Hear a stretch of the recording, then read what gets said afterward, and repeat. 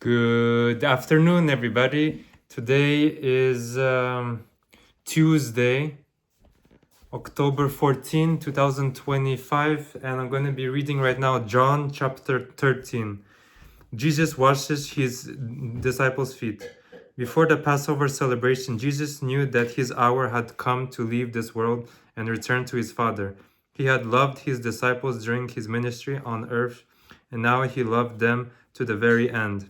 It was time for supper, and the devil had already prompted Judas, son of Simon Iscariot, to betray Jesus. Jesus knew that the Father had given him authority over everything and that he had come from God and would return to God. So he got up from the table, took off his robe, wrapped a towel around his waist, and poured water into a basin. Then he began to wash the disciples' feet, drying them with the towel he had aroused around him. When Jesus came to Simon Peter, Peter said to him, "Lord, are you going to wash my feet?" Jesus replied, "You don't understand now what I am doing, but someday you will." "No," Peter protested, "you will never ever wash my feet." Jesus replied, "Unless I wash you, you won't belong to me."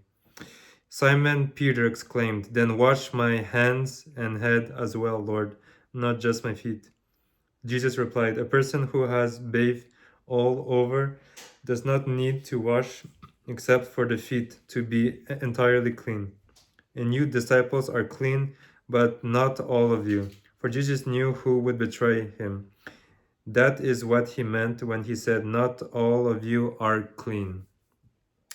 After washing their feet, he put on his robe again and sat down and asked, "Do you understand what I was doing? You call me teacher and Lord, and you are right because that's what I am. And since your Lord and teacher have washed your feet, you ought to wash each other's feet. I have given you an example to follow. Do as I have done to you. I tell you the truth. Slaves are not greater than their master, nor is the messenger more important than the one who sends the message. Now that you know these things, God will bless you for doing them." Jesus predicts his betrayal. "I am not saying these things to all of you. I know the ones I have chosen, but this fulfills the scripture that says, 'The one who eats my food has turned against me.' I tell you this beforehand so that when it happens, you will believe that I am the Messiah. I tell you the truth. Anyone who welcomes my messenger is welcoming me, and anyone who welcomes me is welcoming the Father who sent me." Now Jesus was deeply troubled, and he exclaimed, "I tell you the truth. One of you will betray me." The disciples looked at each other, wondering whom he could mean. The disciples Jesus loved was sitting next to Jesus at the table. Simon Peter motioned to him to ask, "Who's he talking about?" So that disciple leaned over to Jesus and asked, "Lord, who is it?" Jesus responded, "It is the one to whom I give the bread I dip in the bowl." And when he had dipped it, he gave it to Judas, son of Simon Iscariot. When Judas had eaten the bread, Satan entered into him. Then Jesus told him, "Hurry and do what you're going to do." None of the others at the table knew what Jesus meant.